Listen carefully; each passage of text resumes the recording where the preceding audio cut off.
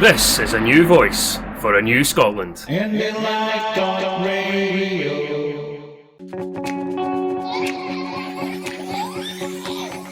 IndyPram, yes, IndyPram on IndyLive.Radio. IndyPram, yes, IndyPram on IndyLive.Radio. Welcome to the latest IndyPram Podcast on IndyLive.Radio.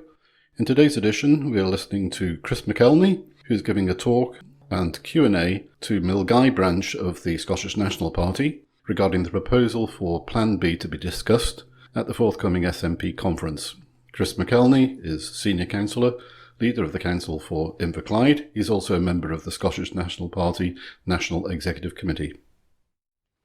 Okay, thank you. Yep. Well, thanks very much for letting me come along. I suppose a bit of background was maybe at the start of, the end of last year, we had started putting some opinion pieces into the National just to try and gauge people's views on current independence strategy and the intransigence of the Prime Minister at the time, Theresa May, who seemed to have a sustainable strategy for well over a year of just saying now is not the time every time we wanted to talk about independence. So various people, through myself, Jim Sillars, Angus McNeill, were starting to talk again about the idea of the UK government continue to just say now is not the time, and we want to stick to the kind of gold standard of the Edinburgh Agreement for a Section 30 order which alters what was known as Article 5 so that the Scottish Parliament can have the full power to have a referendum. Well, if they keep just saying no, now's not the time to that, yes, absolutely, momentum is growing, and as you've seen with the opinion polls, 52% now when you factor in undecideds saying that they would vote for independence. So that the polls are certainly surging in the direction of people coming across to support independence, and absolutely with Boris Johnson and the farce of Brexit, that's been a key catalyst in that. But ultimately, if we continue to allow the United Kingdom government to have the power of saying, well, no, we don't agree to a Section 30 order, we felt there was a worthy debate to be had for, well, how do we then progress with democratic gusto, for wanting a better phrase, our case for actually having a referendum or having independence, of the simple strategy of Theresa May at the time just had to be to keep saying, no, now's not the time. So then when we got into the kind of conference season, I think it was quite clear that Boris Johnson was going to become the next Prime Minister of the UK. So Angus McNeill and I put forward a resolution to conference, basically just to set out where we were. We were leaving the European Union most likely on the 31st of October, even though, as the arguments we all know, the people of Scotland overwhelmingly voted to remain in, etc. The continued democratic deficit after democratic deficit, whether it's universal credit, welfare reform, the rape clause. So we wanted to call on the United Kingdom government to give us that Section 30 order so that we can have the referendum. We've got the mandate through the 2016 manifesto, the 2017 manifesto, and basically every electoral victory since the referendum of 2014. But one of the key elements we were saying was, well, if we call on, so if you remember actually in 2017 the First Minister took through Parliament, we had a vote, Parliament, the majority voted to have a referendum. The First Minister wrote to Theresa May for the Section 30 order, and she just simply never responded. So 2 years on, when we previously asked for a Section 30 order, set out our plans to go forward, we were just ignored. Then we were told now is not the time. And when Boris Johnson has now come into office, he's been a lot stronger. His new Scottish Secretary is basically saying, no, it was settled for once in a generation, this issue's gone, we're not going to allow you to even discuss it. And the reality with the current Tory government is that they don't even want Scotland to have a choice. Basically, here's your cereal, eat it. You had your chance at self-determination. It was a one-day gig on the 18th of September 2014, and you decided you don't want to determine your own future, so you're never getting a shot at it ever again. So that's kind of what we're up against. So the conferences committee decided no, they didn't want us to take the resolution forward at that point. They didn't think we had engaged the wider membership enough. So I suppose, to be clear, we didn't agree with that position, because over the last few years there's been ample, whether it's on NATO, whether it's on the party policy being to support a second EU referendum. None of these big policy changes had to go through years of engagement with members. They simply went through the democratic structures, got to conference, we had pretty good debates I must say, on them. So we decided then that perhaps to progress it, there is as you've seen the agenda, there's not a lot of new meat on the agenda, probably because of the tumultuous period we're going through in politics. All eyes are on Brexit, obviously. So there's a motion from John Swinney, the Deputy First Minister, and Marie Todd, which is basically celebrating 20 years of the Scottish Parliament, which is on the paper, as you can see there. So we actually thought, well, that's a really good opportunity, because for independent supporters, the whole point of the Scottish Parliament wasn't to just live with devolution forevermore. The whole point of devolution was to actually take control of services such as the NHS, and actually over the past 12 years under an SNP government, we've been proving that we can deliver devolved services better in other parts of the UK. Not that that's the whole point of independence, to be better than anybody else, but we've proven that when we get the resources and we get the responsibility, we're just as capable as anybody. Surprise, we're just as capable as anybody else in the world at delivering services. So we actually thought, well, this motion should grow. So surely the whole point of the Scottish Parliament, from an independence movement point of view, is to actually deliver independence. So on the amendment, I've kind of broke it into 2 points, just so we can be clear on the difference between them. So point 1 of the amendment, we're calling on the UK government to use a Section 30 order to make clear that making provision for an independence referendum falls within the competence of the Scottish Government and the Scottish Parliament. So going back to before 2014, so when we won the majority in 2011, the Edinburgh Agreement obviously didn't exist at that point, and there was actually a bit of a legal debate on, well, does the Scottish Parliament actually have the power to hold a referendum, or does it actually lie with the UK government? But to be absolutely clear at that point, because we were definitely going to have that referendum, the decision was made to have the Edinburgh Agreement use a Section 30 order to alter Article 5 to devolve temporarily the powers to the Scottish Parliament. So the first key substantive point we're making here is that actually we don't agree. We believe that the Scottish Parliament is sovereign, and the Scottish Parliament should forever have the power to determine its own future. We shouldn't, if we want to go and ask a question on a fundamental issue about the future constitution of Scotland, have to go and ask permission for the very state that we're trying to gain independence from. So we're hopeful that the first point is pretty non-contentious, that most, if not all, SNP members and independence supporters would agree and accept that, well, yeah, of course the Scottish Parliament should have that power, that it can call a referendum when the democratically elected government of Scotland brings to our Parliament, which is full of people that we send there to represent us, and if they vote to have a referendum, then that's democracy. So we're hoping that point's not contentious. But the reality is we don't deal with a UK government that are, well, first of all, it seems sane, but secondly, and quite importantly at the moment, they're clearly not democratic at all. I mean, Joanna Cherry and another group are actually having to, if you've seen today, they're having to go through courts to actually stop Boris Johnson just basically shutting Parliament down for the week so that he can take the United Kingdom out of Europe, even without Parliament's consent, on a no-deal basis. And we've seen for the last 3 years what that means. And I know a lot of people think that we're talking about scare stories, but as we're actually getting closer to that, we're actually starting to realise that whether it's food, whether it's medicines, whether it's the Northern Irish border, these are real issues, and these are going to be issues that absolutely harm Scotland. They're going to harm the economy, they're going to harm young people's life chances going forward, and it's certainly not going to be good for anybody. So that's the government we're up against. So yes, we're speeding the legislation through the Parliament. I think it perhaps should have been done before now, because we could have left the EU without a deal on the 31st of March, and we'd have been sitting out of Europe at the moment in a pretty bad position. So the legislation is getting put through Parliament, but if Boris Johnson still believes, that is, if he's the Prime Minister, because who knows what could happen over the next 6 months to a year, if he believes that our Parliament will again, just like in 2017, say that there shall be a referendum on Scottish independence, but all he's got to say is, well, no, I don't agree to that. You've had your once-in-a-generation referendum, now is not the time, no means no, etc, etc, etc, every Tory leaflet you've seen for the last 3 years. So if he thinks that's all he's got to do, then of course that's what he's going to do. So that was the point of our second bullet point.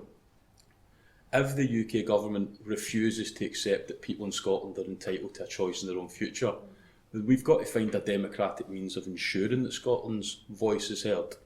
And that's why what we were calling on conference to accept is that in the next, whether it's the next UK election or the next Scottish Parliament election, whichever of those comes first, if we want to have a referendum to determine our own future, that's our preference. But if the United Kingdom government continually refuse and are intransigent and refuse to accept that there should be another Edinburgh Agreement 2.0 to have a referendum in line with the same standard that we had in 2014, then that leaves us in a situation of, well, continually just saying, let's just keep fighting elections for another mandate. But how many mandates do we need? I mean, I think we're already on our quadruple lock mandate. We won the general election in 2017, which you might have forgotten because we've seen 3 or 4 Lib Dems and 3 and 4 Labour MPs and a couple of Tories splashing champagne because the SNP lost that election, but actually we won 35 out of 59 seats. And across the world, when you win over 50% of the seats, that's called a landslide. And with a landslide, you go and enact your democratic mandate. And from our point of view, that was to progress the case for independence. You move on to 2017, of course, with the council elections as well, which we won across Scotland, and then we had the best ever result in the European Parliament election there as well, and that's all on top of the mandate we got in 2016, the highest ever amount of constituency votes, returned an SNP government for a record amount of years in government. We've got all that already. So again, to say that we're going to just we've tried, we've huffed and we've puffed, we've marched ourselves up to the top of the hill again, but well, the UK government have just says tough. You're not getting a referendum. Well, we'll go and fight the election in 2021, and it will be a pretty concise vote for the SNP, as well as all the good policy initiatives that we'll continue to protect, such as free bus passes, free personal care, all the reasons that people put trust in us over the last 12 years. You'll get a referendum on Scottish independence. Who's to say the UK government don't just say, well, we know what we need to do, we just tell them no again. It's still not the time. We're out of Europe now, it's only been a couple of years, give it a chance, Scotland. Lead the UK, don't leave the UK. The sound bites that we've heard over and over for our whole lives. So that's why we think it's absolutely essential that, well, we need to take the game to Westminster, because simply playing the UK government in Westminster by their rules doesn't work, because they'll move the goalposts at every single opportunity, and particularly with 52% now believing in Scottish independence. When Brexit happens, I think that's going to go up. When there's an actual campaign for Scottish independence, the same way with the Yes campaign in 2014, I think we could be pushing upwards to 60%, 65% in favour of Scottish independence. Now, I don't see any sane UK government Prime Minister, even if they did claim to be a Democrat, agreeing to a referendum when they're absolutely sure they're going to lose it this time.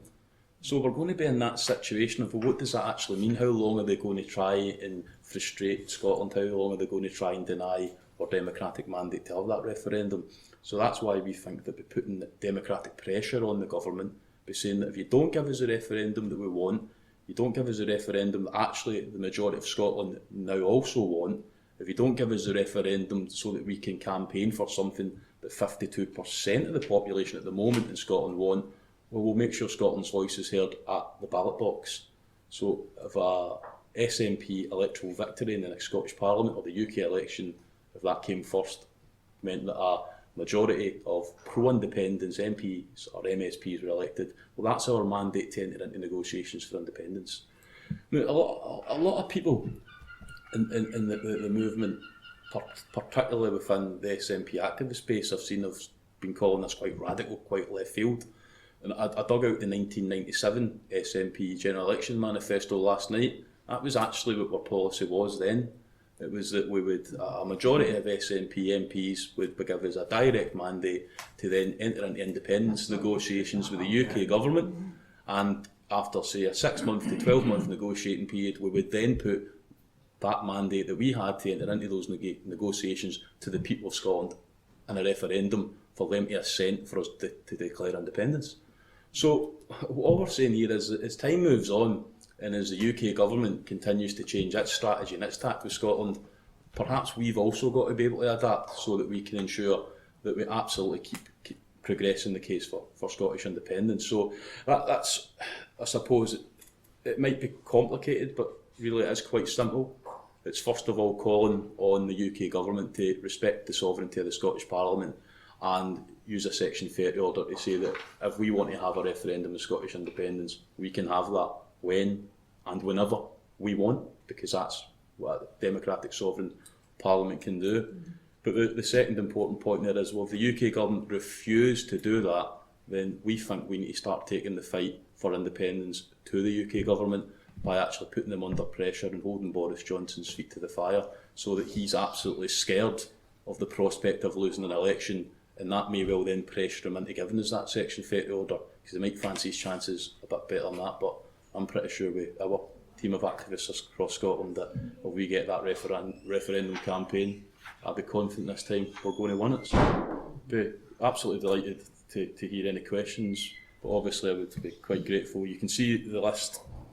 I should add that Carol Monaghan MP, she's not on the list, but she's also backed the amendment. We've got quite a growing number of activists, obviously. You can see through the amount of branches that are starting to support it, and ultimately I think that's quite a good thing, that policy perhaps doesn't even get set, but certainly gets debated through the grassroots power of members actually asking for something to make it onto a conference agenda. So thanks, convener. Thank you very much. Anybody can ask questions. Ian, Can I just make a few observations? The English Parliament is never ever going to agree to us being independent. They're never going to want us independent. So it's always going to be a struggle. Okay. Secondly, if we just declare UDI and walk away from it, people say, but the rest of the world's going to treat you differently, is it? They're going to treat us differently anyway. It's not going to be easy when we first get independence.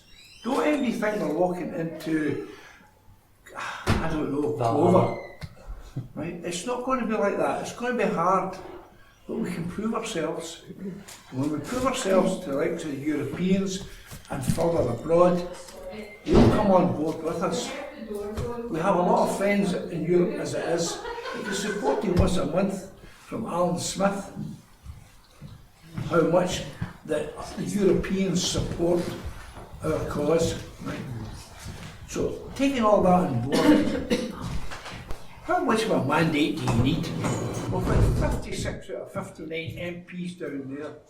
We've got all sorts of majorities up here. The time's long past when we've had the mandate that Nicola wanted, right? If we don't get the independence just now, we need Scotland to give us a mandate. The electorate have given us a mandate. There's not enough people voted against us. Not many people have voted for us. Not enough people have voted against us to stop us. Everybody's points in, and then maybe I could respond. I wish I To add to Ian's point, we have to look at the Catalonia question and how that was treated. I think it's very important. We know what happened there. Yeah. I don't think, as Ian said, they're going to let us without sending troops into Scotland or other police forces. Our police force won't stop us demonstrating, I don't think. That's the feeling I kind of get when I'm talking to police officers. But the Catalonia question is there. I just like to confirm what Ian has said, and I've said this very often. The old leaders of the SNP would be amazed at the fact of sat in a majority for 12 years. The old policy was if a majority was secured, to try and introduce something at Westminster measure bill with that, and if that failed, we'd still keep having for negotiations to be entered into. It should be in at least talks stage now. It's been unfortunate that we've moved in towards the referendum thing. It's been a sort of delaying element, but that's it is. It seems that Alex Salmon was a kind of referendum fan. Referendums are tricky things. But true, people, Ian has said, though we have the backing Our allies in Europe, but that's not to say that. Anybody else? When you join a club, you don't join forever, right? If you're not happy with that club, there's a get out clause that you can get out of that club. You don't ask permission of the rest of the club to leave. And if you've got the situation where you can leave, why do we have to ask them, can we please leave because we're not happy? Do you see what my point there? Is there something in the Constitution that says you can't go unless we give you permission? I think we should contrast the situation in Scotland and our campaign for independence to the United Kingdom government and its attitude to the European Union. The UK government didn't go and ask the European Parliament, That's right, is it okay if we have a referendum to leave? They didn't say, well, we'll only have a referendum to leave if you tell us it's okay to have a referendum. They decided we want to have a referendum. There was that referendum was the result that I don't particularly agree with. But I think what everybody in Scotland does agree with is that it should be the people of Scotland that determine whether we are a member of the EU or EFTA or whatever our future relationship with Europe is. How is it they're allowed to walk away from the EU without the EU's permission? Yeah. We can't. Well, I think that's exactly why we need to continue to show that we have exhausted every democratic measure possible, so that even as you're talking about our relationships with other European nation states, they'll be watching on, and it's just democratically not acceptable to continue to deny people in Scotland that democratic choice. And I think people, UDI, Unilateral Declaration of Independence, it's became this kind of scary phrase, but it would be a unilateral declaration of independence of the Scottish Parliament just said right now, we declare we're an independent state. But that's not what we're calling for here. We're calling to use a democratic plebiscite at a general election or a Scottish Parliament election. If the UK government refuse a referendum, then it's absolutely democratic for us to say, here is the manifesto of the Scottish National Party to every door in Scotland. And when you go to vote, a vote for the SNP is a vote for the Scottish Government to enter into independence negotiations. That's neither Catalonia nor UDI. That's democracy. That's going to a ballot box and actually voting for something. And when you get an overwhelming victory at that election, that government's then enacting that mandate. So it's neither UDI nor Catalonia. But then, if we get to that point that the UK government, despite saying no, we're refusing to support a referendum, despite saying you've just returned another majority with a clear mandate saying that was a vote for independence, well then that means we do need to make a choice at that point. Does the Scottish Government say, well, we wanted to have the referendum in line with the Edinburgh Agreement? He says no to that. We wanted to declare independence via getting that mandate at the election, but you refused to enter into negotiations with that. Well, I guess at that juncture, we've got a choice. We could have a referendum without the consent of the UK Government, and we could see what that result is, or what Parliament, with the mandate that they received at that election, could declare that a mandate for independence. But the key point is you cannot progress the argument of we get ourselves trapped, as you say, sir, in a referendum argument of, well, we only get to have another referendum when they decide they're willing to sit down at the table and play with us. And I'm pretty sure they'll wait until they think they're in a much stronger position to win another referendum before they allow it. Whereas the UK state is on its knees. It's its weakest it's ever been in history. Across the world, other nations took advantage to gain their independence. We're going to take advantage democratically at a ballot box, but we need to strike now, because the support for independence is absolutely there. And if we get a campaign up and running to actually win that independence, I've got absolutely no doubt we're going to bring 50 to 60%, even more people across to the argument.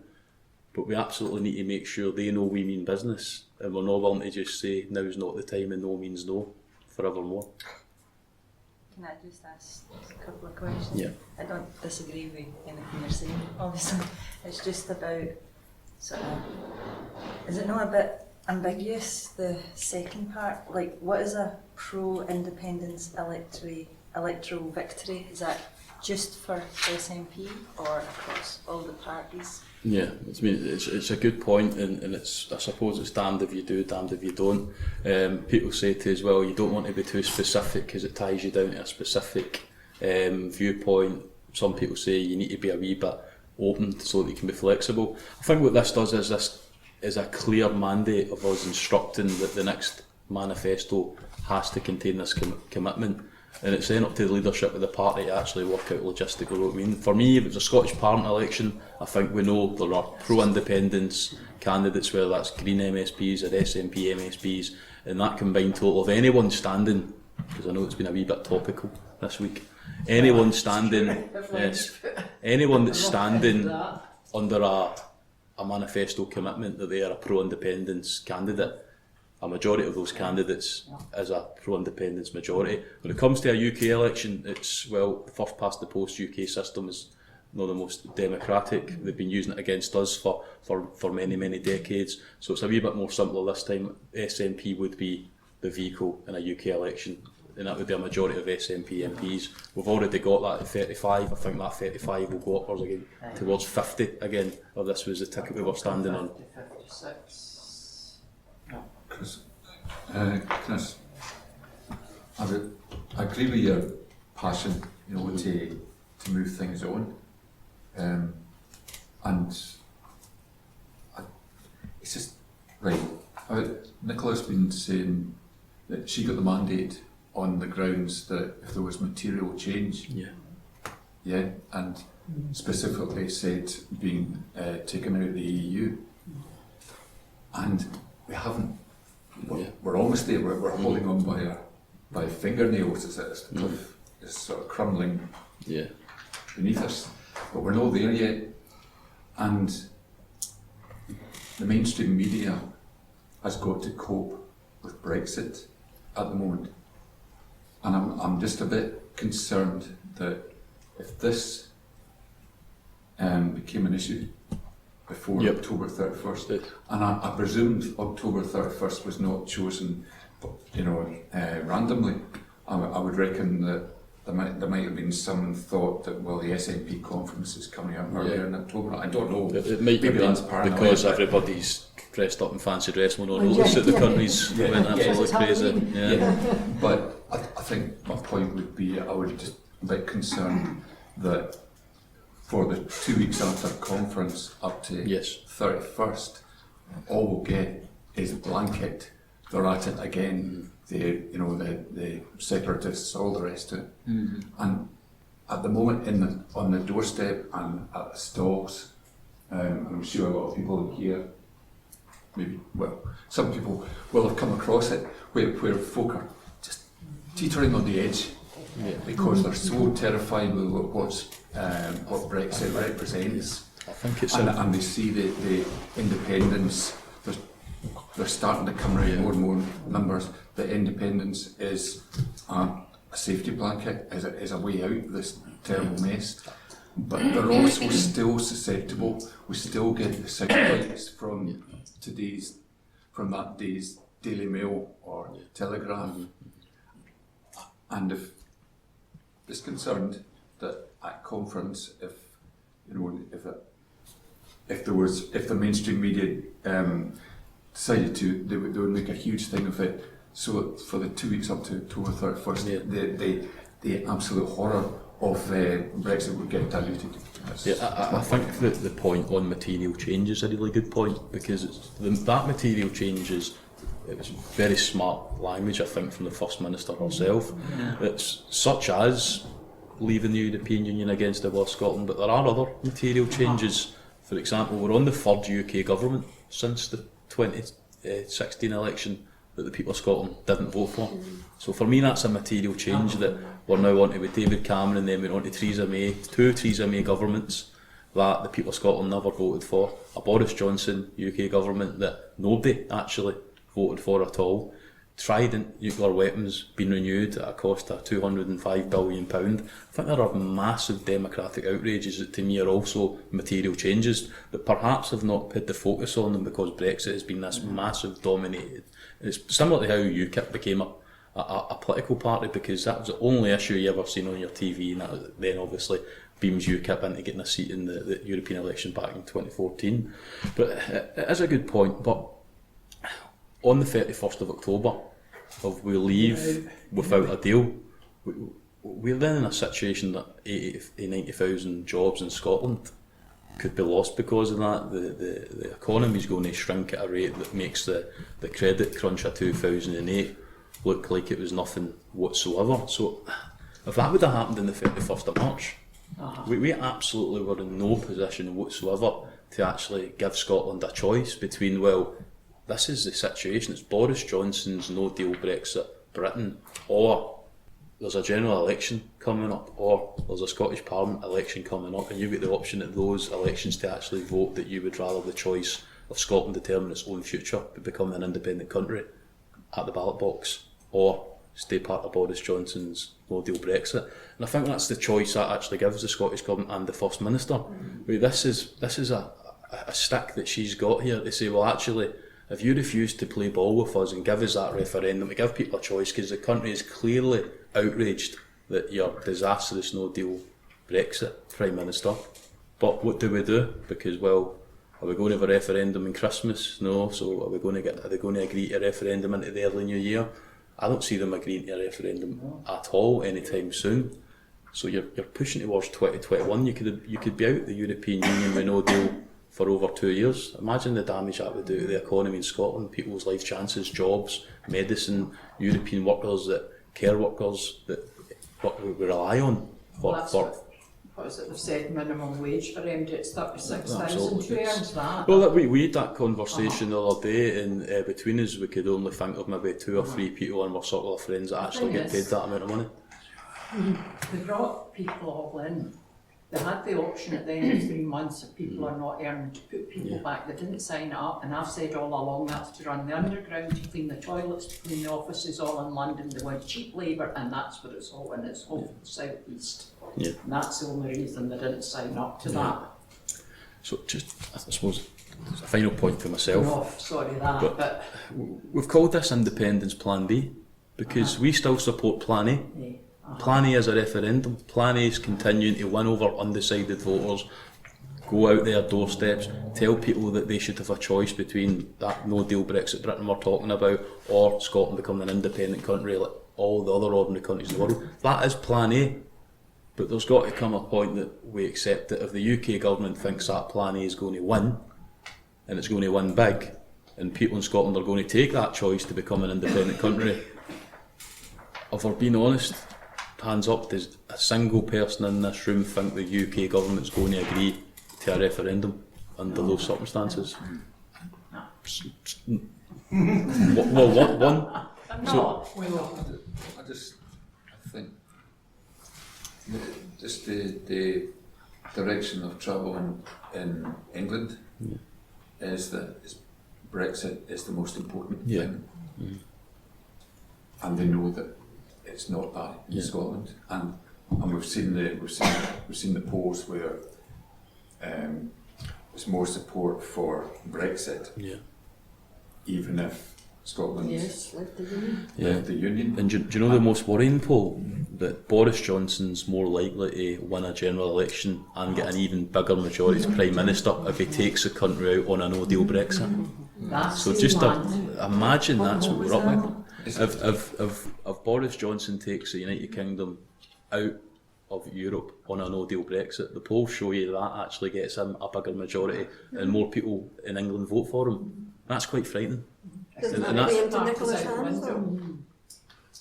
then I don't think that Prime Minister is going to be likely at all to then support any moves towards a referendum when he's clearly going to be resurgent. But that doesn't matter if you're talking about giving Scottish people a choice, no deal, independence, perfect. It's a simple choice, But the thing is, if he gets out on 31st of October, as you say, the polls are all showing he's got a big majority, because then that does away with Farage and the Brexit Party. He's taken them out of, and that's it. That's all they want. And the thing is, again, in England, they want out, but it's the money folk want out. Once they hit, the same as ordinary folk here that are working part-time or university, they're not interested in them. The Tories only want out because of the offshore tax directive, and that's what it boils down to. Maybe that's me, but that's what it all comes down to. If we had our own, or declared a referendum ourselves, we had our own referendum, and the unionist parties refused to take part, and the yes vote in that referendum was not more than half the whole electorate in Scotland. They would never accept that. They would always say that was never a majority. Yeah, well, I think that's why we've got to absolutely evidence that we are trying to achieve independence through every possible democratic avenue before we consider, well, should we have an advisory referendum? And it absolutely would be, the Spanish situation is different for Scotland. I know the unionist press like to continually raise that because there are issues there. But I think that plan A is we have the referendum in line with the terms of the Edinburgh Agreement, but we shouldn't need to rely on the UK government giving us that again every time, and that's the first point of our amendment, is that actually the Scottish Parliament should have the devolved consent to have a referendum if they want to have a referendum on Scottish independence to take us out of the United Kingdom to become an independent country. But if we don't get that, I think there's got to come a point that for all the will in the world, as much as we say, well, let's just keep trying to convince people that they should support independence and get support to continue to grow and grow and grow. How do we actually achieve independence if we've got all the support in the world, but we've actually boxed ourselves into a corner of saying we'll only ever get independence via the consent of the United Kingdom government? And that would put people off if they don't go for that, because you've got that support at the moment, and as it climbs higher, if we don't get it, we're going to lose that support. Yeah. That's... well, you would lose it. Did Nicola no say that there will be a referendum next year? If there's a Section 30 order, so that we to have a referendum. It was completely on if there's a section, not just there will be a referendum. No, she's pinned to that section. It's pretty clear that there should only be a referendum if it's within the established gold standard, is the phrase of the Edinburgh Agreement. But I think that the whole point of the Section 30 order, as much as we are saying there should be a Section 30 order to forever devolve that power to the Scottish Parliament, that is the UK government give us consent. So by the very definition, we can only achieve independence through that strategy by the consent of the United Kingdom government to allow us to have the referendum in the first place. We win that referendum, of course, we've got that devolved power to declare ourselves an independent country, but only if we get the consent and the permission if they say it's okay in the first place. In other words, it's time to stop asking, time to take it, and we've got to plan out what we want to do, and that's it. I'd agree. Was there not something in the Scotland bill about they changed something? I can't find it, I was trying to search.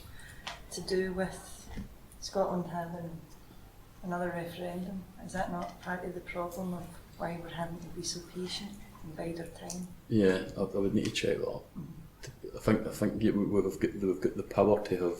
So, for example, we're putting the legislation through the Scottish Parliament, so we can have referendums. There's an issue where with councils, etc., actually organise them. But it's the Section 40 alters Article 5, which is the actual enabling mechanism for how we would then say we have voted for independence, we're leaving. So without that, we're still in that situation of, well, technically you're unilaterally declaring you're independent on the back of an independence manifesto, and that is getting into an independence referendum, and that is getting into the Catalonian territory. Today in Sky News it said that we're up the head of the queue again for deals with America. Well, first in line for chlorinated chicken. Well, that's not because America are being charitable, is it? That's No, because America because they know smell they're blood bloody and they see that the UK is weak, and whether it's the NHS or chlorinated chicken, everything's. I think Donald Trump said that nothing's not on the agenda. You can't wait for the chicken, and you can't wait for the people going to diabetic shock. Absolutely. You've got to say, No, it's. I've heard some people say that before, but for me, it's unacceptable to let people feel pain before we actually win independence. We've got a responsibility to stop that happening in the first place. Chris, you were talking about is it the majority of Scottish people to support independence? Is that what you're saying? Well, if we have a referendum that's 50% plus one vote, yeah. And next year is 700th anniversary of the Declaration of Our Growth. It is. So it would be very good timing if the majority of people, when That's the 6th of April. the idea of the Declaration of Our Growth is the sovereignty of the Scottish people, and the sovereignty of the Scottish people is shown in a referendum by the majority agreeing to sovereignty. Next year is just perfect. It's just perfect because it's the declaration of the. I mean, I get for lots of people it's important. Maybe lots of people don't get the historical importance, but I think it actually shows that Scotland's actually been a modern European nation for over 700 years. So this isn't actually something new that we're asking for. It's something pretty normal. There's somebody put up, I'm not on Twitter, but you know how you can get people's, you can't reply, but I read an awful lot. I've got about 20 windows at least open on my phone with it all. But somebody put up that tonight, who's Scotland's oldest alliance with England, France? Who have they done trading with over the years? Bump, you know, like languages, all the things, the Enlightenment, that, and it's all that information. We've always been. I was on holiday in 82 and I went to Portugal with the Matheus Rosé wine. And the house in the bottle is in Villarreal, the north of Portugal. We went in, you can go round the house, it's a museum now, part of still the vineyard, and in it is all the paperwork, translation in England, and it's trading between a Porto and Leith. From 1500s. No, I know it's not so popular, like looking back to maybe the kind of some people in the modern SNP, but Mary Queen of Scots was married in Notre Dame Cathedral, and we had an alliance with the Spanish as well during the last Jacobite uprising. But again, that's maybe just the boffins amongst us that are quite excited about that. But I think you need to actually know where you've came from if you want to know where you're going. That's right, because it's the same. Chris, did you listen to the podcast yesterday? No. Right. Can I address the point then that's raised by Gil Patterson, that Plan B disenfranchises those who are Tory, Labour or Lib Dem supporters within Scotland who support independence? Yeah, well, I think the latest poll showed us that in terms of Labour supporters, you've got quite a substantial amount of Labour supporters now support independence. But of course, that is only about 8 or 9% based on the last election. I think that you look at John McDonnell's intervention, you've got a lot of Democrats that are traditional Labour supporters. A lot of them have already come over to the SNP. But regardless of whether people stick to their traditional political partisan affiliations or not, I think we've got a pretty strong message here that over the last, say, 3 or 4 years, people across Scotland have seen the Labour Party completely abandon and desert them. They've seen the Tory Party completely let them down. That's why the Labour Party finished 5th, which, I mean, was unbelievable. Even when I was in school, that the Labour Party would ever finish 5th in an election in Scotland. The Tory Party, I think certainly there is a buoyancy amongst some elements with Boris Johnson, but I think anyone that likes the idea of a Boris Johnson no-deal Brexit is certainly not going to be somebody that votes for independence anyway. So I think that strong SNP manifesto of actually giving the people of Scotland a choice between Boris Johnson's bargain basement Brexit, no-deal Britain, add as many bad things onto that as you want, versus the choice to have all the choices. I think that's a message that the people of Scotland will support. That's the thing I always say to people. I discuss politics quite a lot. I sit at Costa and I always have 2 nationals. I read one and read one. But what I'll say to people is, yes, if you want independence, if it comes to it, you'll have to vote, or say SNP or Greens, for an independence party. But after that, parties will form. New parties will form, because you won't have Labour, Tories, Lib Dems controlled from London. There will have to be Scottish parties. So politics will change within Scotland, and after that they can vote for whoever they want. I think it'll become a lot more mature as well. You look to European and Scandinavian countries and people actually get forced to work together, and surprised when people work together it's not the worst idea. But whereas at the moment we've got a two-party system, same in America, same in the UK, that almost tries to dominate politics, and it's ultimately it's bad for democracy. And when it comes to it, they're controlled by London. So they'll need to be Scottish Labour, Scottish Tories, whatever, and they'll need to have a mind of their own and not be dictated to by London. Well, that happened with Mansion Island again at independence. from 1922, a lot of the old unionists supported the dominant party that came out of that, which is the one that's in power just now, slightly changed their name. Men became senators too. Since there was no point in being a unionist party, and they didn't get on anyway very well with the North of Ireland unionists, whom they found crude. Modern Ireland's maybe a better example. If you think of the cause of Scotland versus the cause of Ireland and Brexit, Ireland's sitting with 27 pals backing up, and the United Kingdom's looking pretty isolated, whereas the Scottish Government consistently put forward absolutely reasonable propositions for how we can try and fix this so that the 62% of Scotland that voted to remain, how their viewpoint gets taken into account, how the views of Northern Ireland get taken into account. The views of Northern Ireland have absolutely become the fundamental issue of Brexit, whereas the views in the cause of Scotland has been just completely and utterly ignored. The thing is, they've done the special deals for Gibraltar, but there's the Falkland Islands. Nobody's discussed that.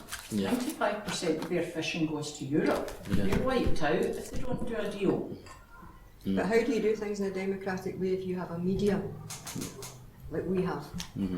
You've just got to talk and communicate. Have you watched the Scottish Questions You on need television? to buy 2 copies of the National and leave them in Gloucester. The problem is I've subscribed to the National on my phone, and it's quite an expensive habit to just leave your phone for someone. If it gets the message out there, it's Well, cheap. but that's one of the changes that we have. There is an actual nationalist media now, which there wasn't in the past. It was mostly internal ones like the Scots Independent. Again, that's the same as in Ireland. You only have to watch the Scottish Questions on television in Parliament, down in Westminster, when the rest of them are shouting and talking and laughing. They're not listening. And Ian Blackford's trying to say something. Go home. Okay, we all know the grievances. Does anybody have any other questions for Chris? Why should we support a failed motion? I think it was first of all, this is a new amendment, so we've taken on board the feedback that we didn't engage with the wider party before proposing a policy change. Up front, I don't agree with that stance it was taken, because I don't think you should need to engage with the membership before you propose a policy change, because conference is the supreme policy making forum. The membership certainly wasn't engaged when we decided to support a second EU referendum via the Andrew Marshall, and the wider membership wasn't engaged when we decided to have what people thought was quite a polarised debate on NATO. So I thought it was absolutely legitimate for people who are democratic elected members of the National Executive and parliamentarians to make policy proposals, which we have been discussing in the press for over a year. But in terms of that feedback, as you can see, the support from branches is starting to get quite overwhelming. Almost all branches that we speak to, regardless of their opinion on some of the very valid points that have been raised tonight, or whether they support what we're proposing, actually support having a debate. It's very New Labour-esque to just say that actually, no, the established order's correct, so come on, back in your box, don't be proposing something else. We're more than happy, and we would more than welcome people to come up on a conference platform and bat us out the park in a debate and beat us in a debate, because that then means actually maybe our idea wasn't that good and the idea that conference has decided to go was better. But we think we've got a good idea. Not everybody might agree with it, but we certainly think there's enough support across the grassroots that it at least merits getting debated at a conference. And I think a key point for many members of the SNP that joined the SNP after 2014 because they just wanted to campaign for independence, and of course many people that have been doing that for many years before 2014, we should be going to an SNP conference and we should be talking about independence front and centre of our conference. It's controversial, it gets you into trouble, you get put in the naughty boy step for saying it, but conferences aren't great when we just talk about all the good things we've already done, because people in Scotland take them for granted. You know, when we go to the next election, we've had free tuition in Scotland now under the SNP for so long. People don't realise that every year Derek Mackay sets a budget. He's got to put the money in that budget to keep that policy. Same with free bus passes, same with free prescriptions. So it's perhaps after over a decade in government, we've got to actually start talking about what we're going to do. And ultimately, after 12 years in government, now is the time of we cannot convince the people of Scotland. The whole gradualist philosophy was we work with devolution, we show people that we can take devolved services and we can absolutely deliver services as good as anybody else.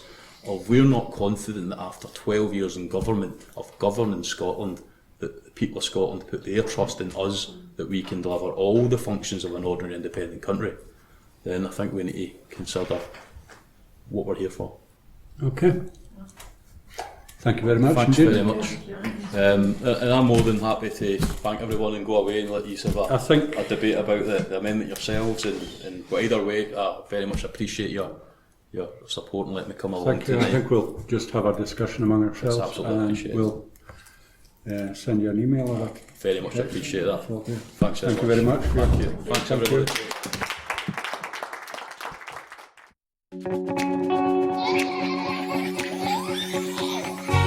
IndyPram, yes, IndyPram, on IndyLive.Radio. IndyPram, yes, IndyPram, on IndyLive.Radio. This is a new voice for a new Scotland. IndyLive.Radio.